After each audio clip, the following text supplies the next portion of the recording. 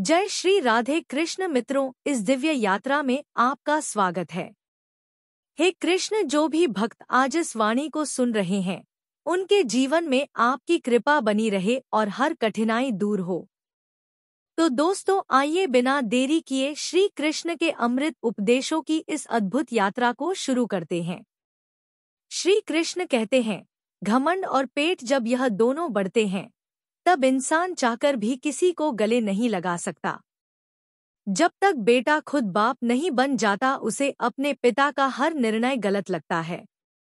भरी हुई जेब आपको गलत रास्ते पर जरूर लेकर जा सकती है, लेकिन खाली जेब आपको जिंदगी का असली मतलब समझाती है। जो लोग सबकी परवाह करते हैं, अक्सर उनकी परवाह करने वाला कोई नहीं होता। अगर कोई पूछे इस दुनिया में आपका अपना कौन है, तो कह देना समय, क्योंकि अगर समय सही है तो सब अपने, वरना कोई नहीं। जिंदगी की लड़ाई अकेले ही लड़नी पड़ती है, क्योंकि लोग तसल्ली तो दे देते हैं पर साथ कोई नहीं देता। लोगों की फिक्र मत कीजिए, क्योंकि अगर आप नाकामयाब हैं तो लोग आपका मजाक बनाएंगे, और अगर आप कामयाब हैं तो वही लोग आपसे जलेंगे। शिक्षा कहीं से भी प्राप्त कर सकते हैं, लेकिन संस्कार हमेशा घर से ही मिलता है। पैसा एक ही भाषा बोलता है। अगर तुमने आज मुझे बचा लिया तो कल मैं तुम्हें बचा लूंगा। पैसा फिर कहता है, भले मैं ऊपर साथ नहीं जाऊंगा, पर जब मैं नीचे हूं तुझे ऊपर लेकर जाऊंगा। माता पिता का हाथ पकड़ कर रखिए, लोगों के पांव पकड़ने की जरूरत ही नहीं पड़ेगी। दिलों में वही बसते हैं जिनके मन साफ हो, क्योंकि सुई में वही धागा प्रवेश कर सकता है जिस धागे में कोई गांठ ना हो। बात किसी की अच्छाई की हो तो सब खामोश रहते हैं, लेकिन चर्चा अगर किसी की बुराई की हो तो गूंगे भी बोल उठते हैं। अगर कोई शख्स जिस पर आप सबसे ज्यादा भरोसा करते हो वह आपको धोखा दे दे या आपकी मदद के समय पलट जाए, तो यह मत सोचिएगा कि वह इंसान बदल गया। हकीकत तो यह है कि उसका नकाब उतर गया। जब बुरा वक्त आता है तो ऐसे लोगों के नकाब उतरते हैं, तो यह बुरा वक्त बुरा नहीं है, यह अच्छा वक्त है जिसने आपको आने वाले कल के लिए सचेत कर दिया। उसने आपको बता दिया कि आप गलत आदमी पर भरोसा करके बैठे हुए हैं। दिल के सच्चे लोग भले ही जीवन में अकेले रह जाते हैं, लेकिन ऐसे लोगों का साथ भगवान जरूर देते हैं। मत चाहो किसी को इतना कि बाद में रोना पड़े, क्योंकि यह दुनिया दिल से नहीं जरूरत से प्यार करती है। बात कड़वी है पर सच है। पुत्र की परख विवाह के बाद, पुत्री की परख जवानी में, पति की परख पत्नी की बीमारी में, पत्नी की परख पति की गरीबी में, मित्र की परख मुसीबत में, भाई की परख लड़ाई में, बहन की परख जायदाद में, और औलाद की परख बुढ़ापे में होती है। तू मुझे संभालता है, यह तेरा उपकार है मेरे दाता, वरना तेरी मेहरबानी के लायक मेरी हस्ती कहाँ। मैं रोज गलती करता हूँ, तू छुपाता है अपनी बरकत से। मैं मजबूर हूँ अपनी आदत से, तू मशहूर है अपनी रहमत से। तू वैसा ही है जैसा मैं चाहता हूँ, बस मुझे वैसा बना दे जैसा तू चाहता है। श्री कृष्ण कहते हैं, जिंदगी की रेस में जो लोग आपको दौड़कर नहीं हरा पाते हैं, वही आपको तोड़कर हराने की कोशिश करते हैं। कृष्ण कहते हैं, मत सोच रे बंदे इतना जिंदगी के बारे में। मैंने यह जिंदगी दी है तो कुछ सोचा होगा तेरे बारे में। जरूरी नहीं कि हर समय जुबान पर भगवान का नाम आए। वह लम्हा भी भक्ति का ही होता है जब इंसान इंसान के काम आए। दिया माटी का हो या फिर सोने का, यह महत्व की बात नहीं है, परंतु अंधेरे में प्रकाश कितना देता है यह महत्वपूर्ण बात है। इसी तरह कौन गरीब है या अमीर, यह महत्व की बात नहीं। वक्त पर कौन मददगार होता है यह महत्वपूर्ण बात है। जिंदगी एक खेल है, जीतोगे तो सफल बन जाओगे और हार जाओगे तो समझदार बन जाओगे, लेकिन सफल बनने के लिए पहले समझदार बनना जरूरी है। इसका मतलब जीतने से पहले हारना जरूरी है।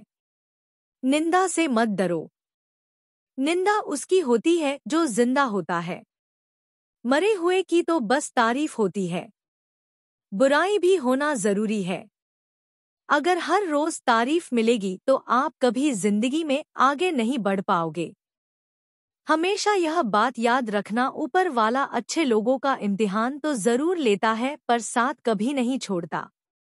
रिश्तों में वैसा ही संबंध होना चाहिए जैसे हाथ और आंख का होता है। हाथ पर चोट लगती है तो आंखों से आंसू निकलते हैं और आंसू आने पर हाथ ही उनको साफ करता है। दिमाग से बने रिश्ते बाजार तक चलते हैं और दिल से बनाए रिश्ते श्मशान तक। बारात में दूल्हे सबसे पीछे और दुनिया आगे चलती है।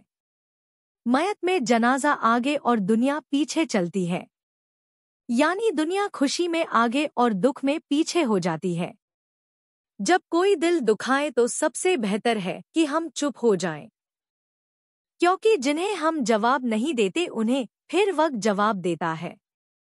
जिंदगी में जितना शांत रहोगे उतना ही अपने आप को मजबूत पाओगे, क्योंकि लोहा ठंडा होने पर ही मजबूत होता है। जब ऊपर वाला आपसे कुछ वापस लेता है तो यह मत सोचो कि उसने आपको दंड दिया है। हो सकता है उसने आपका हाथ खाली किया हो पहले से कुछ और बेहतर देने के लिए। कर्म वह नहीं जिसका परिणाम हमेशा सही हो, बल्कि सही कर्म वह है जिसका उद्देश्य कभी गलत ना हो। बेइज्जती का जवाब इतनी इज्जत से दीजिए कि सामने वाला भी शर्मिंदा हो जाए। कुछ रास्तों पर आप अकेले ही चलते हैं। ना कोई परिवार, ना कोई दोस्त, ना कोई साथी, बस आप और आपकी हिम्मत। सच्चा मित्र वही है जो उस समय में भी आपके साथ खड़ा हो जब सारी दुनिया आपके खिलाफ है। गीता में लिखा है, यदि कोई आपको अच्छा लगता है तो अच्छा वह नहीं, अच्छे आप हैं, क्योंकि उसमें अच्छाई देखने वाली नजर आपके पास है। अगर कोई अकेला है तो इसका मतलब यह नहीं कि उसे कोई पसंद नहीं करता, बल्कि वह अकेला इसलिए है क्योंकि उसने दुनिया की औकात जान ली है। जो इंसान बुरे समय में भी मेहनत करता रहता है, उसका बुरा समय भी अच्छे समय में बदल जाता है। ईश्वर की शरण में निस्वार्थ भाव से जाए, क्योंकि आपको क्या चाहिए यह उन्हें पता है। जिस इंसान को सच बोलने की आदत होती है, लोग सबसे ज्यादा गलत उसी को समझते हैं। भरोसा यदि श्री कृष्ण पर हो तो वह सिर्फ कृपा ही नहीं करते, सारथी भी बन जाते हैं। मीठा झूठ बोलने से अच्छा है कड़वा सच बोला जाए। इससे आपको सच्चे शत्रु जरूर मिलेंगे, लेकिन झूठे मित्र नहीं। बुरे कर्म करने नहीं पड़ते हो जाते हैं और अच्छे कर्म होते नहीं करने पड़ते हैं। लोग नजरअंदाज तभी करते हैं जब उन्हें कोई बेहतर मिल जाता है या फिर स्वयं किसी बेहतर व्यक्ति की तलाश में होते हैं। इतना मत बोलिए कि लोग आपके चुप होने का इंतजार करें, बल्कि इतना बोलकर चुप हो जाइए कि लोग आपको दोबारा सुनने का इंतजार करें। खूबियां देखकर तो कितने ही प्यार जताएंगे। जिंदगी में जगह उसे दो जो कमियां देखकर भी साथ ना छोड़े। आजकल जरूरत से ज्यादा अच्छा होना भी जरूरत से ज्यादा जलील करवा देता है। कभी उसको नजरअंदाज ना करो जो तुम्हारी बहुत परवाह करता हो, वरना किसी दिन आपको एहसास होगा कि पत्थर जमा करते हुए आपने एक हीरा गवा दिया। जिंदगी का रास्ता बना बनाया नहीं मिलता, स्वयं को बनाना पड़ता है, और जिसने जैसा रास्ता बनाया है उसको वैसी ही मंजिल मिलती है। कभी कभी हम किसी चीज के लिए इतना परेशान हो जाते हैं कि हम यह भूल जाते हैं कि हमारे पास पहले से कितना कुछ है। जो मिला है उसकी कदर करना सीखो और जो नहीं मिला उसके पीछे भागना छोड़ो। अगर तुम्हें लगता है कि जीवन ने तुम्हारे साथ अन्याय किया है तो थोड़ा धैर्य रखो। कुछ समय बाद जब तुम पीछे मुड़कर देखोगे तो तुम्हें समझ आएगा कि हर चीज अपने सही वक्त पर सही तरीके से हुई थी। कई बार जीवन तुम्हें किसी बड़े नुकसान से बचाने के लिए वह चीज नहीं देता जिसकी तुमने इच्छा की थी। इसलिए अगर कुछ छूट गया है तो दुखी मत हो, बल्कि यह सोचो कि शायद यह तुम्हारे भले के लिए हुआ है। हम अक्सर यह सोचते हैं कि हमें जो चाहिए वही सबसे अच्छा है, लेकिन जीवन को हमसे ज्यादा पता होता है कि हमारे लिए क्या सही है। इसलिए अगर कुछ नहीं मिला तो इसका मतलब है कि कुछ और बेहतर तुम्हारे लिए इंतजार कर रहा है। हर चीज जो जीवन में घटती है वह किसी न किसी कारण से होती है। हम अक्सर उस कारण को उसी वक्त नहीं समझ पाते, लेकिन जब समय बीतता है तब हमें एहसास होता है कि जो हुआ वह हमारे भले के लिए था। अगर कोई चीज तुम्हारे पास आकर भी दूर चली गई तो इसका मतलब यह नहीं कि वह तुम्हारी नहीं थी। इसका मतलब यह हो सकता है कि वह तुम्हें किसी और रूप में किसी और समय पर मिलने वाली है। जो तुम्हारे लिए लिखा गया है वह किसी भी हाल में तुम्हें मिलेगा, लेकिन तब जब तुम उसके लिए पूरी तरह तैयार हो जाओगे। जीवन पहले आपको योग्य बनाता है, फिर आपको वह चीज देता है जिसकी आपने इच्छा की थी। जो चीज अभी आपके पास नहीं है, हो सकता है वह आपको तब मिले जब आपको उसकी सबसे ज्यादा जरूरत हो। इसीलिए जीवन के फैसलों पर सवाल मत उठाओ। बस भरोसा रखो कि हर चीज सही वक्त पर आपके पास आएगी। कभी कभी आप जिस चीज को अपनी सबसे बड़ी असफलता समझते हो वही आपकी सबसे बड़ी सीख बन जाती है। जीवन में कुछ भी व्यर्थ नहीं जाता। हर अनुभव आपको आगे बढ़ने के लिए तैयार करता है। बस खुद पर विश्वास रखिए। अगर आपने किसी चीज के लिए पूरी मेहनत कर ली और फिर भी वह आपको नहीं मिली तो समझ लो कि वह आपके लिए बनी ही नहीं थी। जीवन हमेशा आपको वही देगा जो आपके विकास के लिए आवश्यक होता है। जो आपके जीवन में होना तय है वह किसी भी हाल में आपके पास आएगा, लेकिन जब तक वह नहीं आता तब तक खुद को उसके योग्य बनाओ। जीवन में कुछ भी संयोग से नहीं होता। हर चीज का अपना समय और कारण होता है। जीवन का हर मोड़ हमें किसी न किसी कारण से मिलता है। जो कुछ भी आपके लिए तय किया गया है वह अपने सही समय पर आपके पास आएगा। इसे पाने के लिए आपको केवल धैर्य और विश्वास रखना होगा।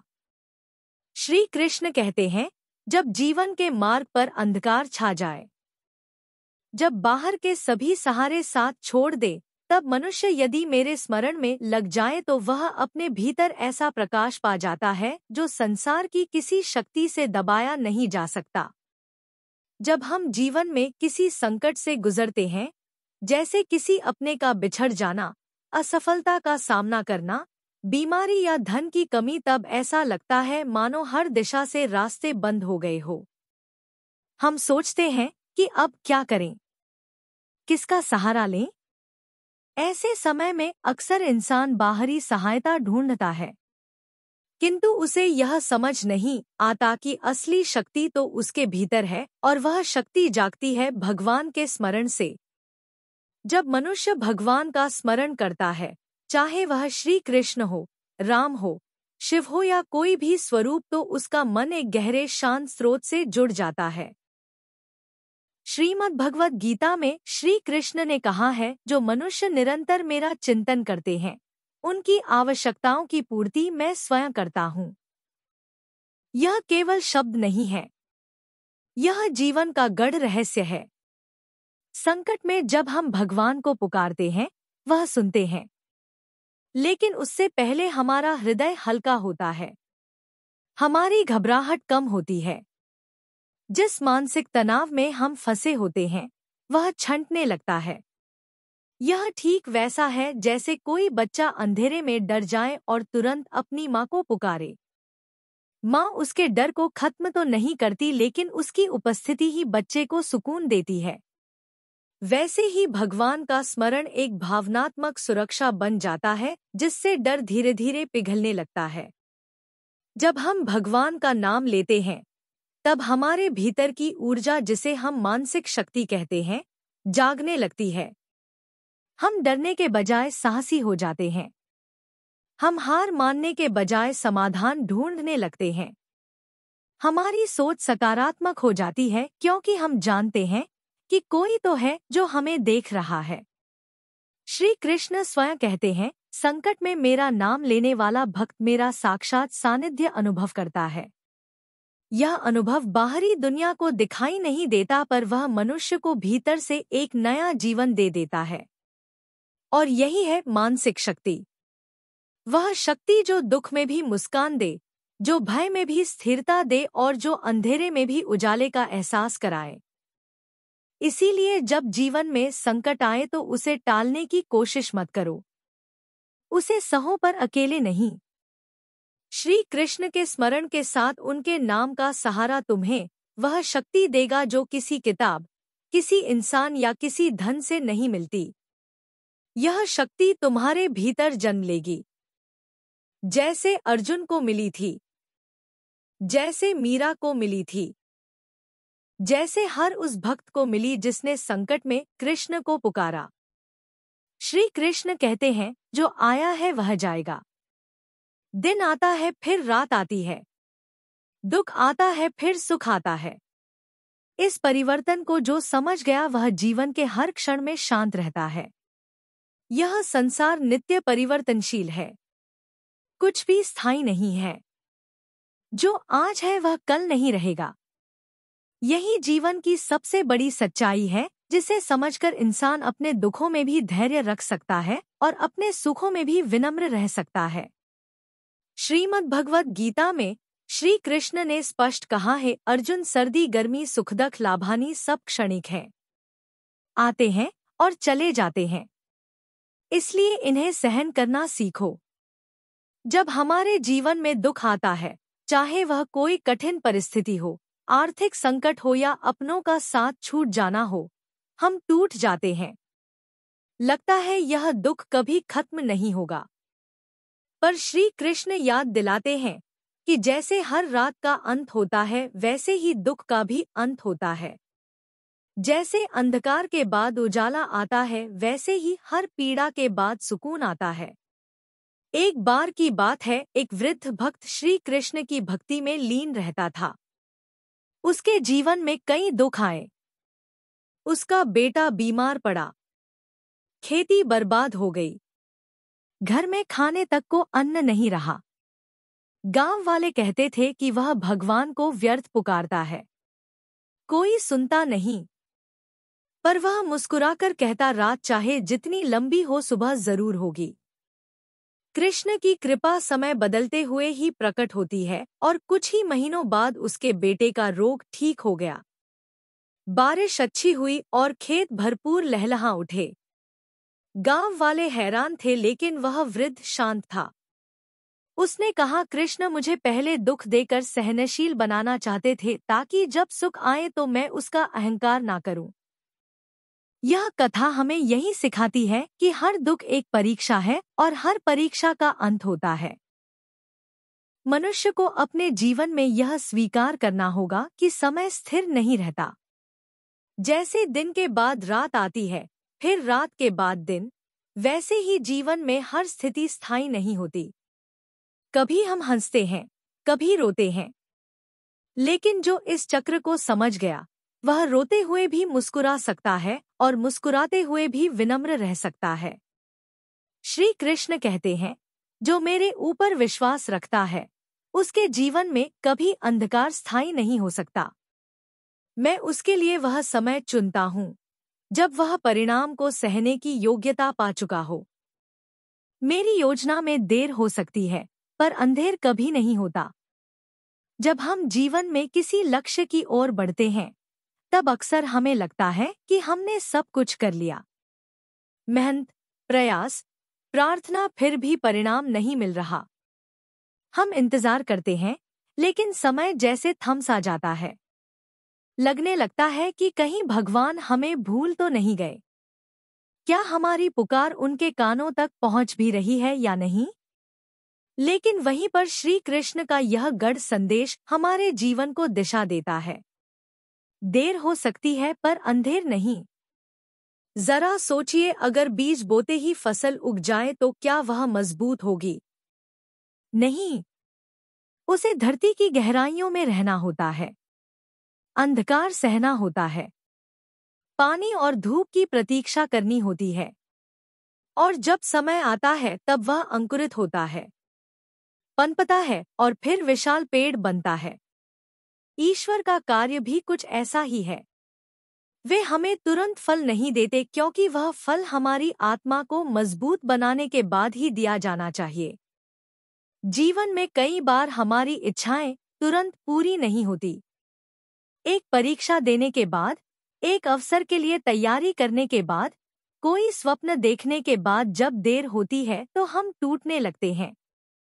पर जो नहीं जानते वह यह है कि देर ईश्वर का मौन निर्माण है। उस देरी में ही वह हमारी परिपक्वता को आकार देते हैं। जैसे मिट्टी के दीपक को पकने में समय लगता है, वैसे ही हमारे कर्मों का फल भी पककर ही हमारे जीवन में आता है। नया दिन है, चलो कोई नई बात करो। कल बेशक हारे थे पर आज नई शुरुआत करो। ना शौक, ना शोहरत, ना किसी के प्यार के लिए तुम्हें जीतना है, सिर्फ अपने परिवार के लिए। षड्यंत्र से सफलता तो हासिल की जा सकती है, लेकिन श्रेष्ठता नहीं। गुस्से की अकड़ ज्यादा चल नहीं सकती, मौत की घड़ी कभी टल नहीं सकती। लूट कर दौलत भले ही जमा कर लो, पर पाप की कमाई कभी फल नहीं सकती। लोग ब्लड प्रेशर के डर से नमक खाना छोड़ देते हैं, शुगर के डर से मीठा खाना छोड़ देते, लेकिन ईश्वर के डर से दूसरों का हक खाना नहीं छोड़ता।